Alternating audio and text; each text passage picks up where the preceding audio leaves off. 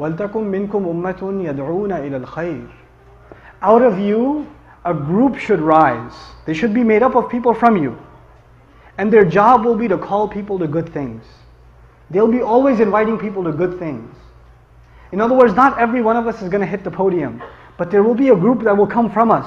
When the brotherhood is created, talents will be identified, and we're going to hone those talents, and the entire community is going to invest in those talents, and they're going to rise, and they're going to call people to good. وَيَأْمُرُونَ. Can you imagine young people from our community, our own community, one day giving the khutbahs, one day inviting people to good, one day going and going on talk shows and responding to people that are hating on Islam? Our own kids that are born and raised here. Can you imagine that day? It's an incredible thing. When they're from among you, calling to the good. يَدْعُونَ إِلَى الْخَيْرِ وَيَأْمُرُونَ بِالْمَعْرُوفِ وَيَنْهَوْنَ عَنِ الْمُنْكَرِ. Probably one of the most misunderstood concepts in the entire Quran.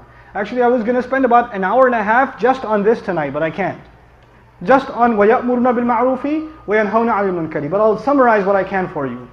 The translation says most of the time, they command the good and forbid the evil. How many people have heard that before? Command the good, forbid the evil, right? You've heard that before, right? Very, very shallow translation. Ya'murun means, it's a spectrum of things. Amr means suggesting something, advising something, trying to convince someone to do something, encouraging someone to do something, and commanding someone to do something. Is there a difference between suggesting and encouraging and commanding? There is, right? It starts with suggestion. And there are different situations. I'll give you a real life, really simple example. I love simple examples. Or I think they're simple. Right? Dinner's ready.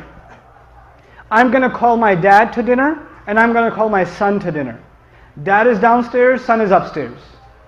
I'm going to say to my son, dinner's ready. I'm going to say to my dad, Abba, dinner's ready. I did amr in both cases. In one case I used authority. In the other case I used respect, request, right? Two different things. Two different situations.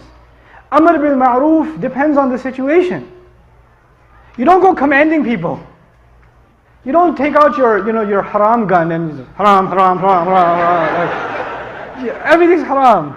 You can't do that, don't do that, no. And we have, unfortunately, some of this social constipation in our masajid in some places. But we have it. I know it's a bad term, but I feel that way. Like it's almost like you can't even be happy in a masjid.